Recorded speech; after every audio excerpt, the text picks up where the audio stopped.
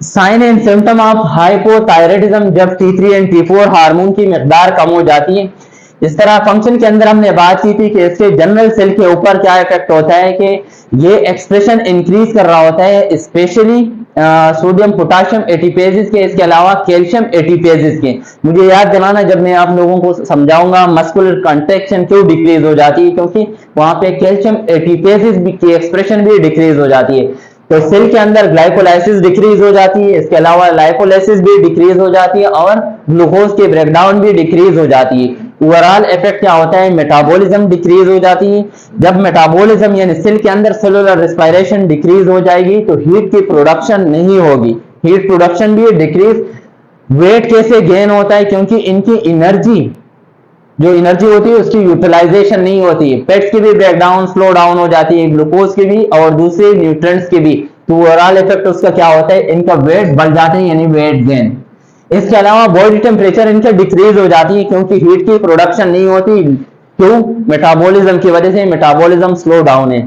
Heart के ऊपर T3 and T4 hormone का काम क्या होता है कि ये बीटा एड्रेनर्जिक रिसेप्टर को ज्यादा से ज्यादा सेंसिटिव बना देते हैं। अब हार्मोन नहीं है T3 एंड T4 तो ये रिसेप्टर ज्यादा सेंसिटिव नहीं होंगे। हार्ट रेट क्या होगा, decrease, contractility decrease, stroke volume, cardiac output भी डिक्रीज। उसकी वजह से पेशेंट को ब्रेडिकार्डिया होता है, इनका हार्ट रेट भी ड्रॉप होता है। क्योंकि जब हार्ट रेट ड्रॉप हो जाते हैं, सही है, तो इनके साथ साथ वैसे भी हम कहते हैं अगर स्ट्रोक वॉल्यूम कम है तो ब्लड प्रेशर क्या होगा, डिक्रीज। लेकिन फिजियोलॉजिकल मैकेनिज्म में पेरिफेरल ब्लड वेसल कंस्ट्रक्ट हो जाते हैं, उनका डायमीटर छोटा हो जाता है, लीडिंग टू हाइपरटेंशन। ये बात याद रखो, हाइपरथायराइडिज्म के अंदर हाइपरटेंशन ज्यादा बढ़ जाते हैं, वाइल हाइपोथायराइडिज्म के अंदर बढ़ता है, ठीक ड्यू टू वेसो कंस्ट्रक्शन, लेकिन इतना नहीं बढ़ता जितना हाइपरथायराइडिज्म के अंदर बढ़ता है। बोन के अंदर ये ओस्टियोक्लास्ट और ओस्टियोब्लास्ट सेल की एक्टिविटी को मेंटेन करते हैं। अब अगर T3 एंड T4 हार्मोन नहीं है तो बोन की ग्रोथ डिक्रीज हो जाएगी, डीमिनरलाइजेशन ऑफ बोन हो जाएगी, इसके अलावा मैच्योरेशन ऑफ बोन ये नहीं होगी। ओवरऑल इफेक्ट क्या होगा, short stature. Central nervous system के अंदर ये सिंपैथेटिक नर्वस सिस्टम की एक्टिविटी को बढ़ाने वाले हार्मोन है। अब अगर T3 T4 हार्मोन नहीं है तो सिंपैथेटिक नर्वस सिस्टम उसकी एक्टिविटी लो हो जाएगी, कम हो जाएगी। उससे क्या होता है, डिप्रेशन, इरिटेबिलिटी, फटीग और लेथार्जिक के शिकार होते हैं। इसके अलावा लॉस ऑफ मेमोरी, सही, मेमोरी लॉस हो जाती है और डिले डीप टेंडन रिफ्लेक्स इनका डिले हो जाता है। मसल के अंदर इसका नॉर्मल फंक्शन क्या होता है कि ये मसल की रीजनरेशन करवाती है। अगर मसल सेल इंजर्ड हो जाते हैं तो मसल के अंदर मायोपैथी हो जाती है, सेल इंजर्ड हो जाते हैं, सही। हाइपरथायराइडिज्म के अंदर तो रिपेयरिंग हो जाती है, सही, क्योंकि वहां पे T3 एंड T4 हार्मोन ज्यादा होते हैं। इसके अंदर अगर सेल इंजर्ड हो जाते हैं हाइपोथायराइडिज्म के अंदर तो सेल की हम कहेंगे रिपेयरिंग वाला प्रोसेस नहीं है। सेल्स के अंदर क्या होता है, क्रेटिनिन काइनेज एंजाइम होते हैं, वो बाहर आ जाएंगे। तो हाइपोथायराइडिज्म के पेशेंट के जब हम सी के ये एंजाइम देखते हैं तो ये हमें एलिवेटेड मिलते हैं। इसके अलावा वीकनेस, सही है, क्योंकि मसल अगर इंजर्ड है तो वीकनेस, और इसके अलावा कंट्रेक्टिलिटी डिक्रीज हो जाती है।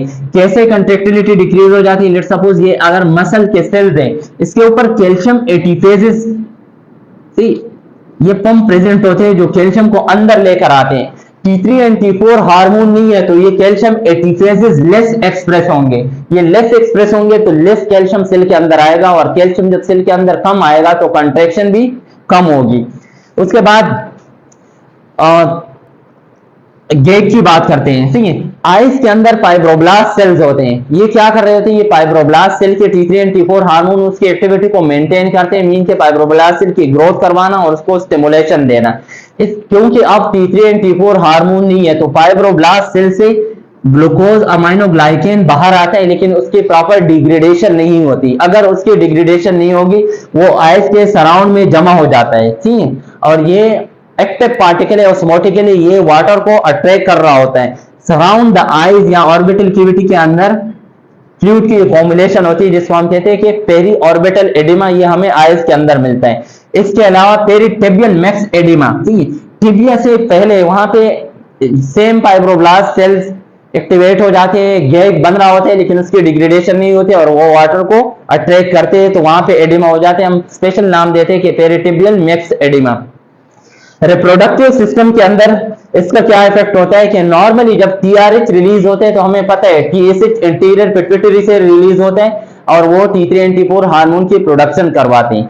अगर सेंट्रल काज है, लेट सपोज के excessive thyroid releasing hormone release होते हैं, तो इंटीरियर पिट्यूटरी के अंदर ये फिर दो सेल को स्टिमुलेट करते हैं, एक सेल जो TSH बनाते हैं ग्रुप ऑफ सेल, सेकंड वो वाले सेल को भी एक्सेसिव अमाउंट में जब रिलीज होते हैं तो स्टिमुलेट करते हैं, जिसका काम होता है प्रोलेक्टिन हार्मोन रिलीज करना। सही, एक्सेसिव अमाउंट में जब प्रोलेक्टिन सर्कुलेशन में आ जाते हैं तो ल्यूटेनाइजिंग हार्मोन और फॉलिकल स्टिमुलेटिंग हार्मोन की एक्टिविटी को स्टॉप करवा देते हैं, इनहिबिट करवा देते हैं।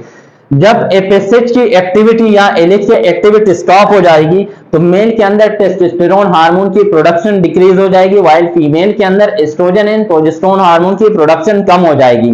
तो मेल के अंदर हमें कौन से साइन एंड सिम्टम मिलते हैं? स्पर्म की प्रोडक्शन डिक्रीज हो जाती है, लिबिडो या सेक्सुअल डिजायर उनके कम हो जाते हैं, और इसके अलावा गायनेकोमास्टिया मींस के मस्कुलिनाइन इफेक्ट इसका होता है, तो चेस्ट में पेन। फीमेल के अंदर चेस्ट कह रहा हूं, मेल के ब्रेस्ट के अंदर पेन होता है। फीमेल के अंदर जब एस्ट्रोजन और प्रोजेस्टेरोन हार्मोन नहीं होंगे तो ओवुलेशन वाला प्रोसेस स्टॉप हो जाएगा, एग रिलीज नहीं होगा, एमिनोरिया मेंसेस साइकिल स्टॉप हो जाएगी, या ओलिगोमिनोरिया होगा, या फीमेल इनफर्टिलिटी की शिकार हो जाती है। अब बच्चों के अंदर अगर हाइपोथायराइडिज्म हो तो वहां पे साइन एंड सिम्टम हमें अलग मिलते हैं। पोर्ट्स बेली सी एब्डोमिनल डिस्टेंडेड हमें मिल रहा होता है, प्रोट्रूजन ऑफ टंग, टंग बाहर की तरफ निकला हुआ होता है। इसके अलावा puppy face, protrusion of umbilicus भी बाहर की तरफ निकला होता है, हम कहते हैं प्रोट्रूजन ऑफ अम्बलाइकस। इसके अलावा पुअर ब्रेन डेवलपमेंट, क्योंकि T3 एंड T4 हार्मोन का मेन फंक्शन होता है कि ये मेंटल डेवलपमेंट के साथ, फिजिकल डेवलपमेंट के साथ मेंटल डेवलपमेंट भी करवाती है, तो पुअर ब्रेन डेवलपमेंट।